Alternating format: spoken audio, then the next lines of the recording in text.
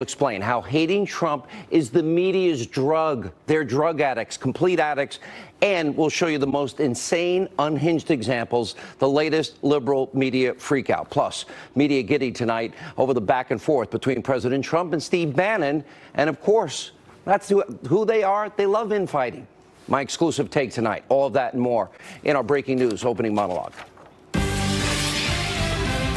All right, we start tonight an important monologue on the mainstream media. Here is what I want to explain to you. Hating President Trump is their drug in the media. And by the way, to them, it's more addictive than heroin and crack cocaine. Let me explain. Because in their liberal media bubble, a Trump tweet literally sends them into orbit. Alka-Seltzer in water, they bubble and fizz every day. And it's like a dopamine rush to their brains. The drug is that powerful, they can't duplicate it any other way.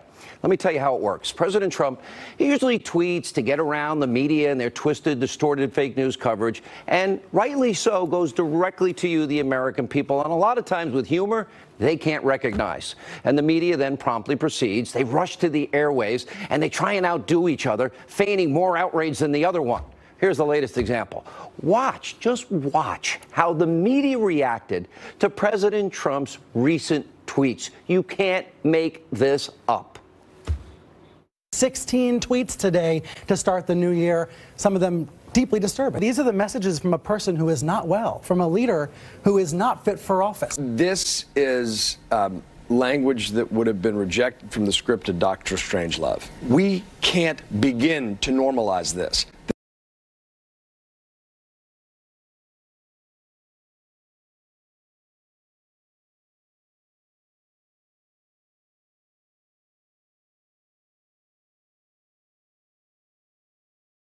Threat from North Korea. Now, not only are they all a bunch of sheep, you notice they all say pretty much the same thing, but they're drug addicts in this sense. They crave their next Trump tweet. They need their fix. And if for some reason there's not a tweet within 24 hours, there's not a comment, there's no fake outrage, well, then they have to latch on to something that'll satisfy their craving. They just race back to their gateway drug. Oh, Trump, Russia, Trump, Russia. But with the Trump-Russia collusion story now falling flat, that's kind of like the equivalent of methadone. It's only a maintenance drug that barely separates them from like a padded room in some asylum somewhere. And for over a year, you have been subjected to Russia, Russia, Russia, collusion, collusion, collusion. Only thing missing are facts, facts, facts.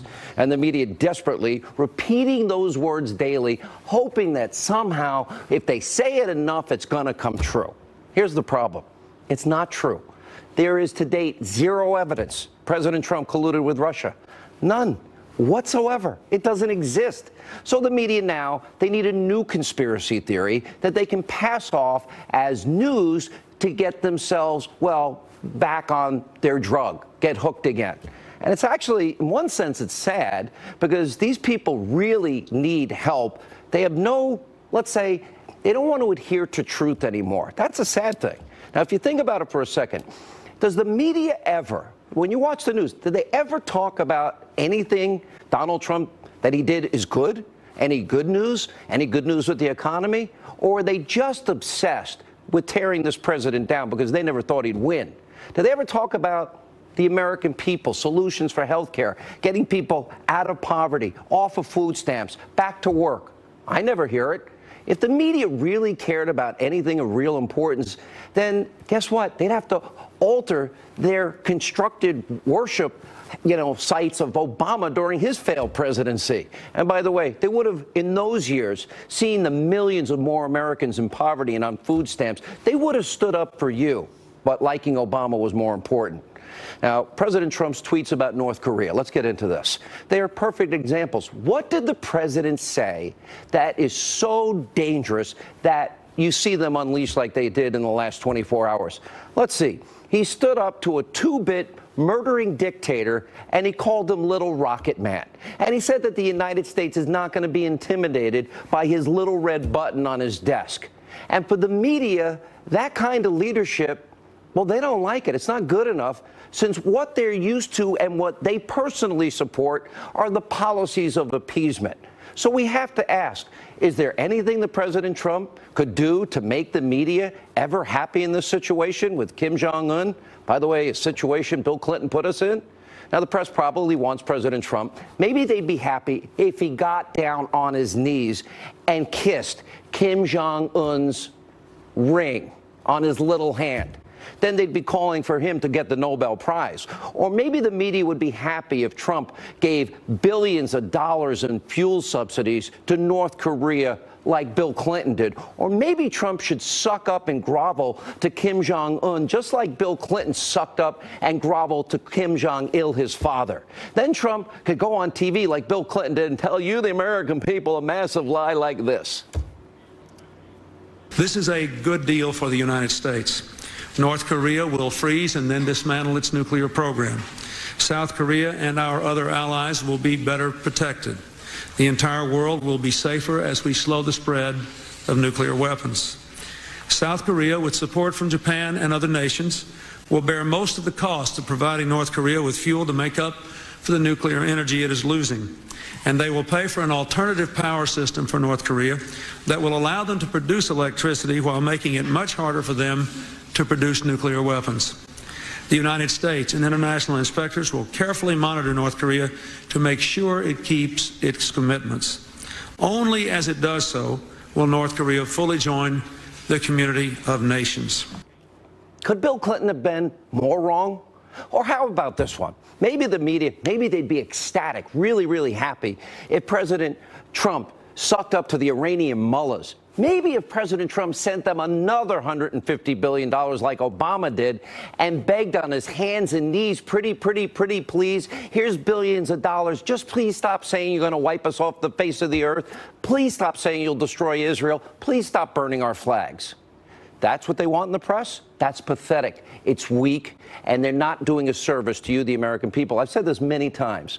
They are lazy, and they are overpaid, and they are a bunch of sycophants that all retweet each other in their little media bubble. The sky is literally, falling down for these people, all because Donald Trump dared to stand up and challenge a murdering dictator. The media lives in this bubble. These people are stepping all over themselves. They want to all outdo each other. It's like a competition. Let's see who can be the most anti-Trump. And if one liberal media personality says President Trump is demented, then another has to step in and say, no, he's really, really demented. And he's really, really a big liar. And it goes on from there. See what I mean by drug addiction? It's like, in part, it's like initiation into their hate Trump club. And to be a member, you just have to hate everything. And it's happening every single hour of every single day on every single news channel and in the mainstream media nonstop. That's all they do. That's their go-to. And that is what now the media in this country has become. And it's why I've been telling you since 2007 and 8, journalism in America is dead. It's done. These so-called journalists, they don't care about truth anymore.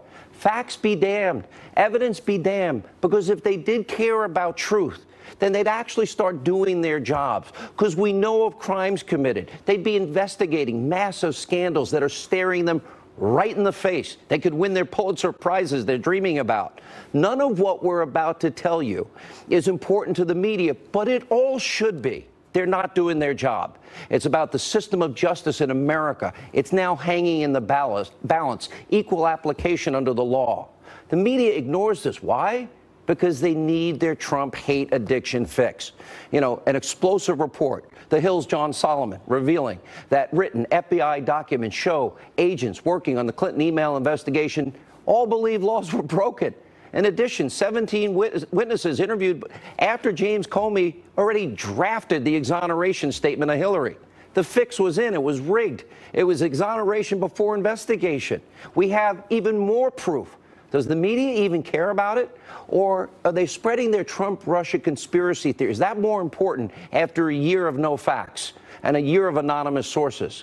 How about, Trump-hating and Clinton-loving FBI agent Peter Strzok and his FBI lawyer girlfriend, Lisa Page, completely trashing President Trump on text messages. They called him a lonesome human being, an idiot. And Strzok and Page also talked about an insurance policy in Andy's office, which we believe is the deputy FBI director, Andrew McCabe, in case Donald Trump won the election. And remember, it was Strzok and Comey. They're the ones that changed the verbiage in the exoneration letter before the investigation was done. None of this is important to the media. It should be. There's special counsel Robert Mueller, his merry team of Democratic generous donors. They don't donate to Republicans, 50 grand to Democrats, including Hillary and Barack Obama. And of course, none of them gave to President Trump's campaign. One of Mueller's lead investigators, Janie Ray, actually represented Clinton and the Clinton Foundation in 2015. You can't get a bigger conflict of interest. Nothing from the media. And we have Mueller's top prosecutor, the expert Andrew Weissmann, the professional he is. He led the extremely controversial obstruction of justice case against Arthur Andersen Accounting as part of the Enron scandal. He destroyed that company, cost tens of thousands of people their jobs, and was overturned in the U.S. Supreme Court in 05-9-0. Yeah, that's a great guy to put on your team. And then he also sent 4 Merrill Lynch executives to jail. Their convictions were also overturned. That case by the 5th U.S. Circuit Court of Appeals. Does the media not care about any of this? If it was a bunch of Republican donors and giving donations to Trump, investigating Hillary Clinton, don't you think it would be the biggest story ever? Really? Now, next, of course, you have the demoted DOJ official Bruce Orr, his wife Nellie. Bruce Orr meets with members of Fusion GPS before and after the 2016 election. And Nellie, his wife, Nellie Orr worked for the firm that Hillary Clinton and the DNC paid to produce the fake, phony propaganda Russian anti-Trump dossier. And then finally, the FBI Deputy Director Andrew McCabe, his wife Jill, gets $700 grand from a longtime Clinton ally. Remember, former Virginia Governor Terry McAuliffe? Democrats, all that money given for a failed Virginia state Senate run, that is an astronomical sum in a Senate race in Virginia. These are all individually massive stories, not even mentioning Uranium One, about, let's see, bribery, extortion, money laundering, kickbacks, and they knew it before CFIUS, before 9 separate agencies approved of giving 20% of our uranium, knowing that Vladimir Putin's thugs were in America trying to get a foothold into the uranium industry in our country. We don't have enough. We need more. It's insane. Then you look at the money behind that. You have mountains of evidence here of wrongdoing. The media is not touching any of it. Why?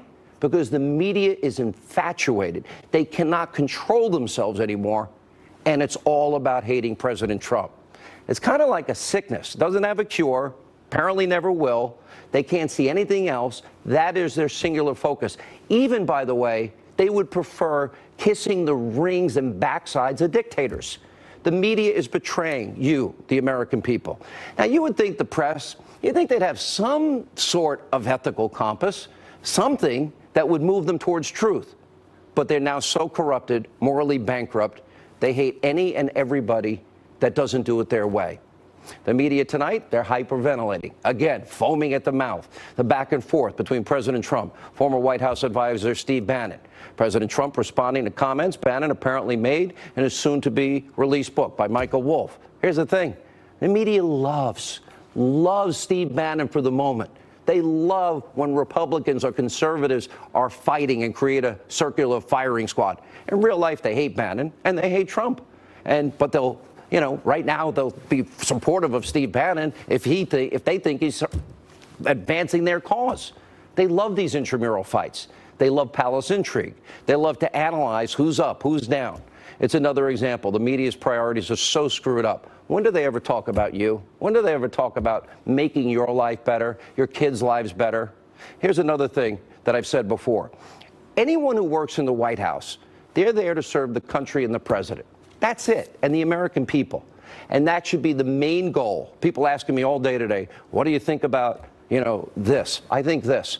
I think the agenda of the American people is point 1, 2, 3, 4, and 1,000. And that should be the focus of everybody. This isn't going to be a story in 48 hours. Instead of blowing this out of proportion, like the media always does, maybe they should be focused on this. Look at this painting. It's by John McNaughton, guy that's out in Utah. Great guy, great painter. I bought that original painting. See that guy sitting on the bench? He represents, that's called the Forgotten Man painting. That represents the forgotten men and women in this country. All those people in poverty, all those people in food stamps, all those people that don't have jobs. We should be focused on creating jobs, energy independence, securing our borders, fighting back against radical Islamists, rebuilding the military. That's where my focus is. Joining us now with reaction, former Deputy Assistant to the President, Fox News contributor Sebastian Gorka, former Arkansas Governor, Fox News contributor Mike Huckabee. Here'll be the headline, Dr. Gorka. Hannity says media is like drug addicts. And you know what? I do. Because they wake up every day and they gotta hate this president, and they have ignored so much. What do you think's going on? Sean, Happy New Year. That was quite the monologue. I'm going to go one step further.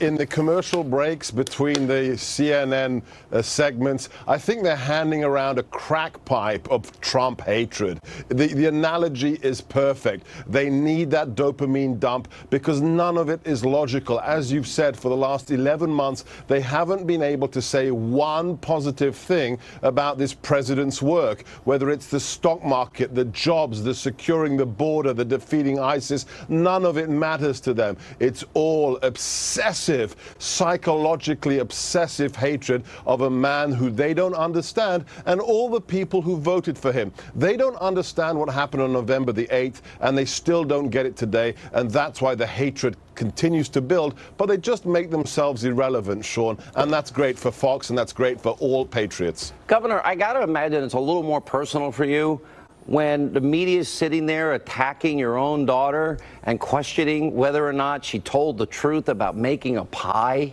and they want proof that she made a pie. I mean, that's how idiotic and superfluous some in the media have now become.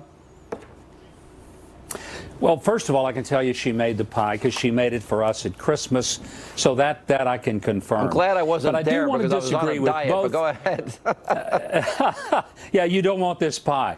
But I got to disagree with both you and Dr. Gorka. Here's the reason. You've said that the media are like drug addicts, and I think that's being very unkind to the drug addicts, because I've known a lot of drug addicts, Sean, and a lot of them actually go into rehab and they get better. The press never gets better. They keep getting worse. They become more obsessed with the destruction of Donald Trump than they are with the building up of America. This is a president who's had a remarkable year. Oh, yeah, he says some things in tweets that drives everybody off the ranch. But the truth is, our economy's better, our security's better. We're trusted by nations that hated us before and didn't trust us. The Middle East is rapidly changing in a positive way. He's had the guts to stand up for the Iranian people against their autocratic, totalitarian, brutal, terroristic government. And they can't see any of that. Drug addicts sometimes have good days. I just don't know that the media is capable of having a good day, Sean. They're just not able. How did they ignore all of this truth about law breaking and corruption? How did they not tell any good story for the most part, Dr. Gorka? Very, very little.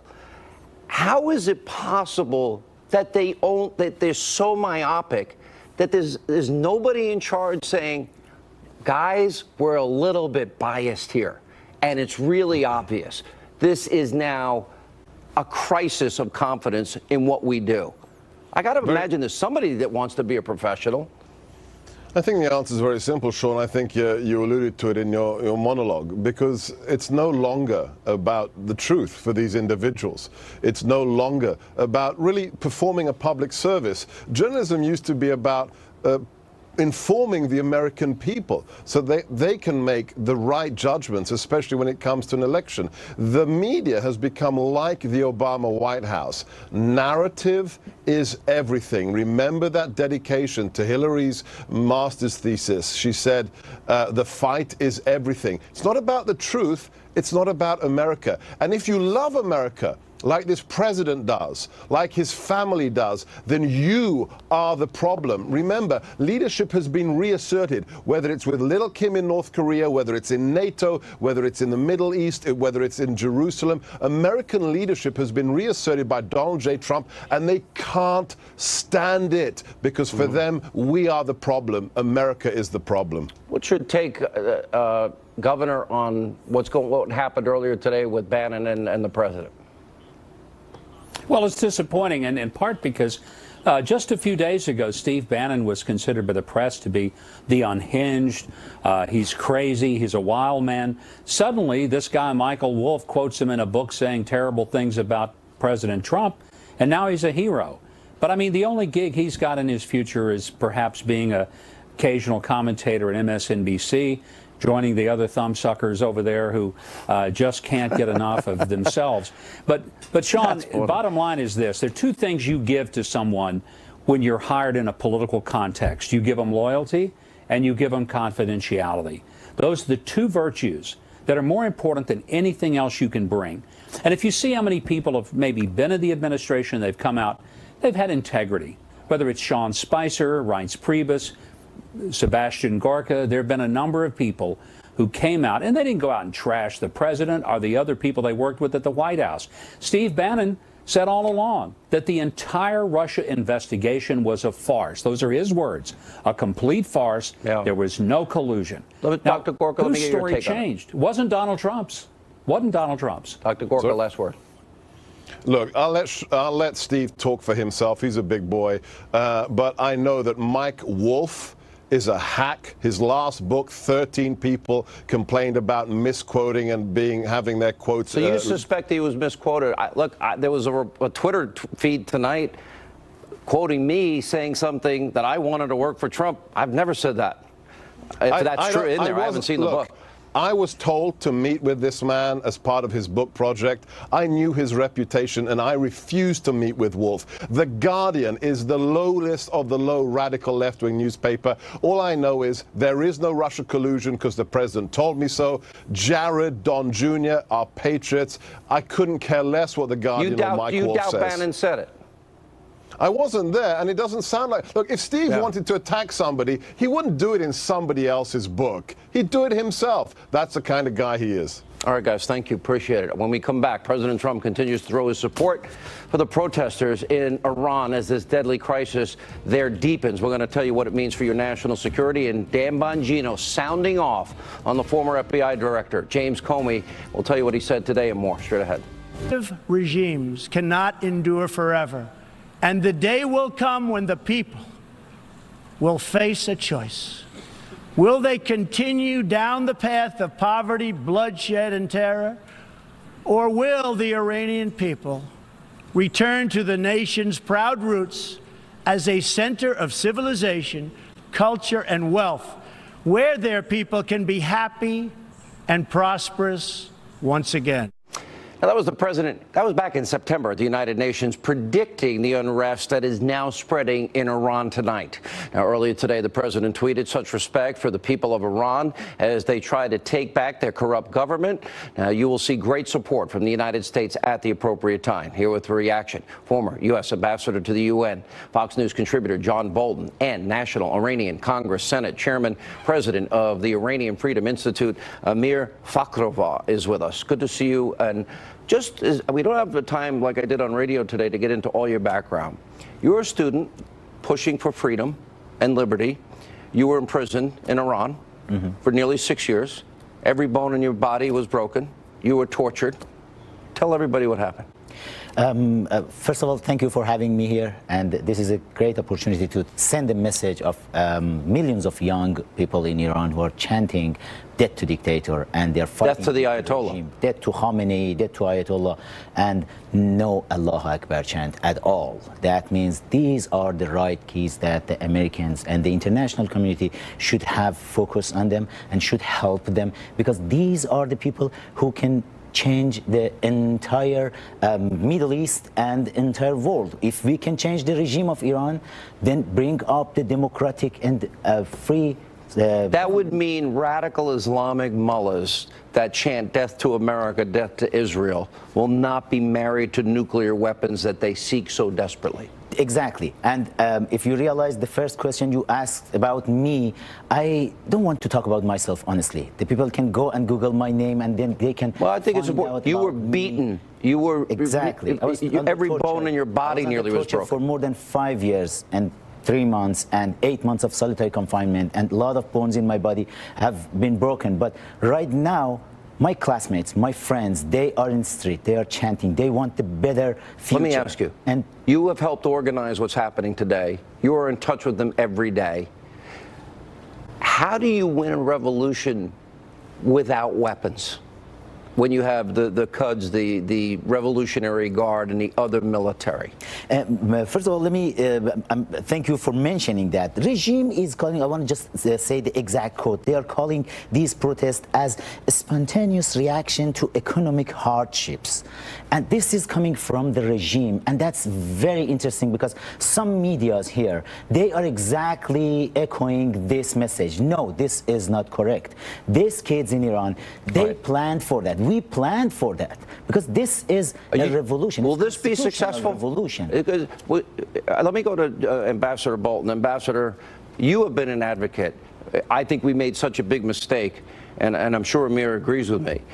Back in 2009, I don't know many revolutions that win with slingshots and baseball bats if people are unarmed, Ambassador. My fear is we will wake up to a massacre of a lot of these young students. That is a fear that I believe is quite legitimate, sadly. No, I think that's right. And I think, you know, the United States has an obligation here. The president has been correct in his tweets about support for the opposition. But we have, in our past, called out oppositions into the streets in Hungary and Eastern Europe in the 1950s, in Iraq after the first Persian Gulf War, and then stood by while they were slaughtered. And I don't. What should we do? Well, I think we've got to go to the various aspects of the opposition. This is a very complex phenomenon that's going on, and see what we can do to help them. I think in the immediate near term, they need communications help inside Iran because the government has been effective in shutting down or slowing down the internet. I think they need finances so that they can communicate better inside Iran, and ultimately they may need assistance more than that. Now, the opposition here in the United States, which is pretty fearsome, says, oh my goodness, that would taint what's going on in Iran. You know, honestly, the people who know best what they need are the opposition figures inside Iran. If they're content to take American and other outside support, I think we should provide it to them. Amir, what would you like this president to do, and how is this going to be successful? Do you believe the military will turn on Khamenei? You know, my father was an Air Force Army officer. I'm coming from the military family, but traditional military in Iran. We know not the Quds forces, not Revolutionary Guard, which their exterior faction is called Quds Force. This is two different military forces, and the traditional army, they have been with the people from the day. You believe they are today? They are today. We have seen several statements. What about the Revolutionary Guard? The Revolutionary Guard, the body of Revolutionary Guard, right now they are turning their face on their commanders, but the commanders, we cannot just count on them. But as you asked Ambassador John Bolton, I want to use this opportunity to say thank you to Ambassador Bolton, because he was right all the time when it comes to Iran. He was on the right side of history. Thank you, Ambassador. And about what the United States can do, and specifically President Trump. Right now, the people in Iran, they are hungry. They love President Trump. They will love him more if he can do something to make sure we will have internet coverage all over Iran, satellite internet. This get the story out, get the videos out, get the images out. And then how big is this? How many? This is huge. We are talking about millions of people. They need it. They can be the army of the world to make world free from the small group of fanatic mullahs who are in. Witnesses in the Clinton case, they were all interviewed after James Comey had begun writing his exoneration statement. Here with reaction, RNC spokesperson Kelly McEnany is with us, and Fox News contributor Sarah Carter. Sarah, before I get to that, I want to start with you. There was a meeting today with Paul Ryan, Rod Rosenstein, and a deadline of midnight tonight. That would be 2 hours and 23 minutes from now, as it relates to Chairman Nunes, who has been dogged in demanding documents be handed over by the Justice Department. Where are we with that? Well, we've just found out that at this moment, Nunes did get off the phone with the Deputy Attorney General, Rod Rosenstein, and he will be receiving those documents before midnight tonight. Okay. So certainly right. Good news. And he's getting everything, or we assume he's getting everything, or he's told he's getting everything? He has been told that he will be getting everything, including dates for the interviews that he's also requested with members of the FBI and DOJ.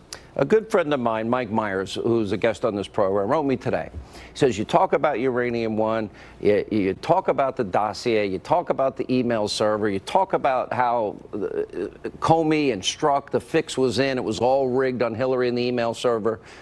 When do we get finality? When do we close? When do these stories come to a conclusion, or the Justice Department give us anything to indicate they're on the job? Well, we've got to know, Sean, one, that the Justice Department is actually looking into this, and we don't know that yet. What we know is that the Justice Department has prosecutors interviewing people with regard to Uranium One. Those are the FBI agents. We've been told that they're taking this seriously and that they're looking into this. We also need to know that they're serious enough to issue a report, a finding. That's what the American people want. They want to know, what did the DOJ discover? Don't we know crimes were committed? Don't we know Hillary committed felonies? It's incontrovertible.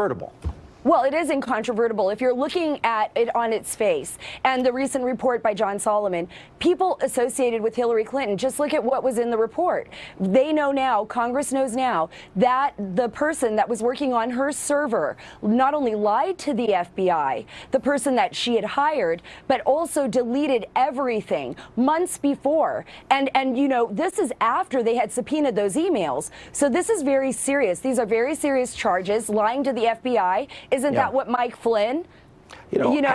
So they dropped the ball. They dropped the ball on this. You know, there was a fire. Thank God nobody was hurt. Nobody was at risk at the Chappaqua house, Kaylee, today of the Clintons. And an old boss of mine writes me. He's very sarcastic and very funny. He writes, oh, let's see. First they tried to delete them. Then they used acid wash bleach pit. Then they broke up their BlackBerry. So now they decided to burn the evidence in the Clinton Chappaqua house. He's kidding, for those of you that have no sense of humor, that hate the show. But in all honesty, they've done everything to obstruct justice, and all of the mishandling is a violation of law. All of it, from the get-go. And if that's not obstruction, I don't know what is.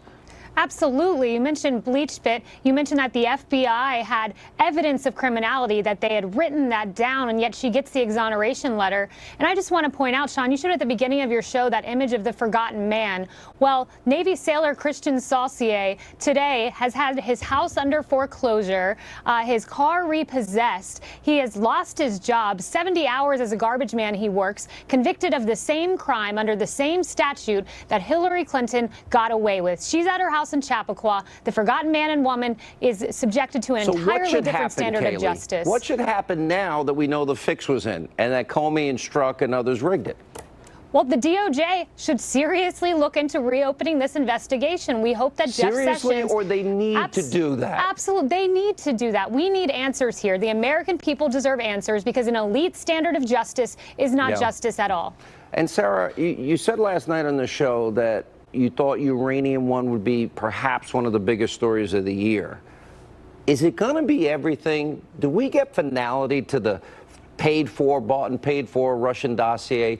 Do we get answers why, in fact, Mueller and others knew about bribery, extortion, money laundering and kickbacks, but still allowed CFIUS to go forward? 9 separate agencies all having to approve the Uranium One deal, then the money flowing back. Do we get back to the Clinton email server scandal that would have put people like us in jail?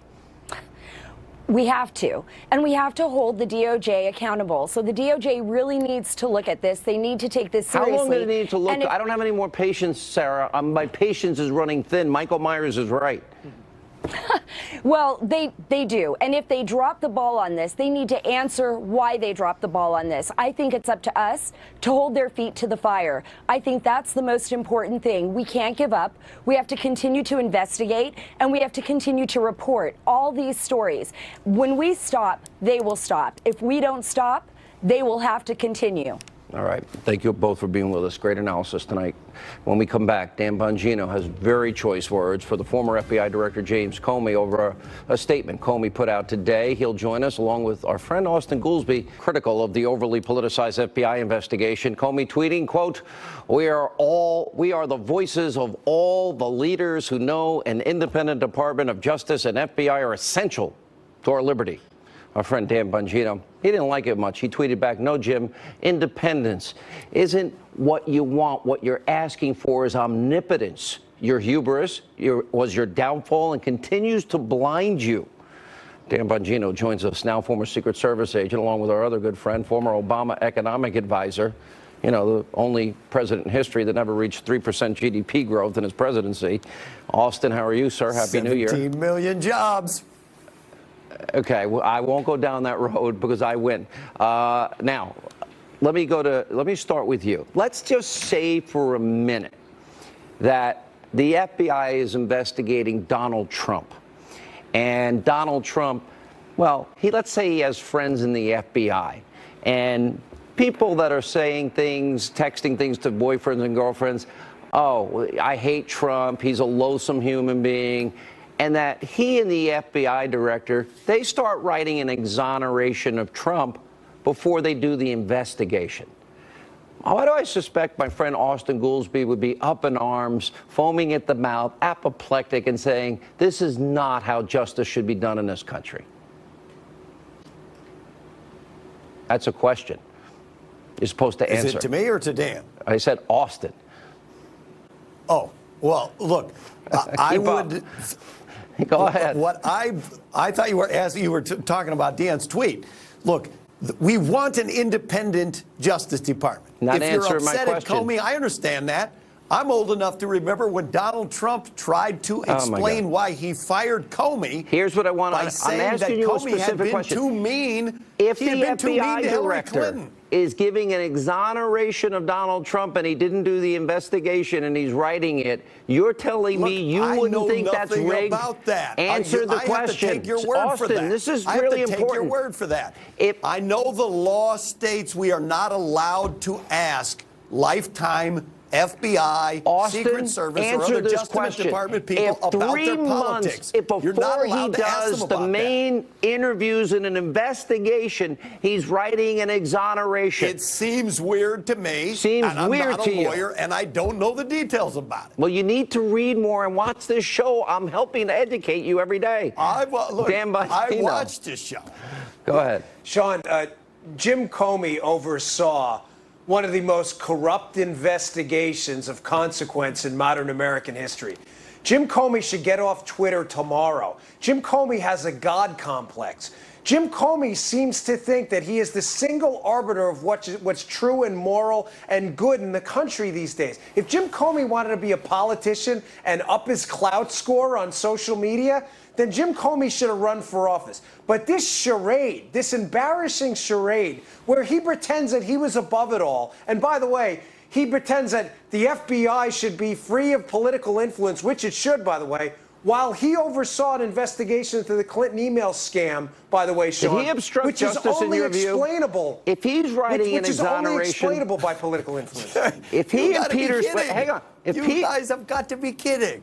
No, we're telling the truth. You just have to keep up. You're literally about what? He called for an independent Justice Department and FBI, and you guys have worked yourself Those to are the words. position that We're you think talking about he's deeds. obstructing justice? We're talking about deeds. Let me explain it to you in simple terms. That if you're writing an exoneration, that's what I need. If you're writing an exoneration with a guy that openly finds this president loathsome and is writing that to his FBI girlfriend at the time, And the exoneration even takes out the legal standard that Hillary Clinton clearly broke. Mishandling of classified information, destroying classified information, those are both felonies. If you're doing that, you're obstructing the justice process, aren't you, Dan Bongino? Look, I know Sean, that you are not Austin, allowed. Yo, Austin, listen, listen, I have a lot of respect for your economic background. I think you're wrong, but you are so I have no off respect base for on his this. economic background. Go ahead.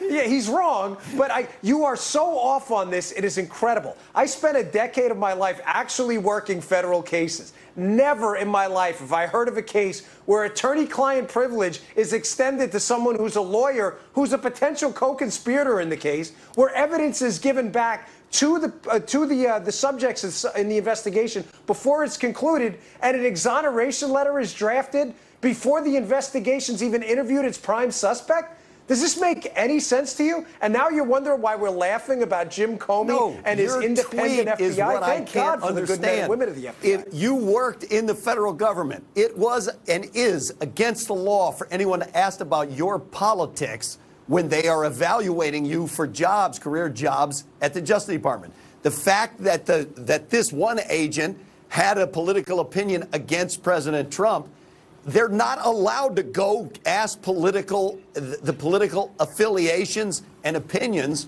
of career Austin, people. what about the exoneration letter? You and it glossed should be over against the law. This is amazing. I made 3 points. You addressed none of them. You addressed point number 6. I only addressed 3. What about the exoneration letter? Your what about tweet has giving the nothing to evidence do back? with the points you're making. Hey, your Austin, tweet was about we should have an independent FBI. Hang on. For the sake of our audience, answer point by point. Point 1, the exoneration letter. The point 1 was about the tweet. Should we have an independent FBI and Justice Department? Yes, we should, and the law requires it. So attacking Comey for saying Those that, are I words. think, is bonkers. 2. Go ahead. Dan.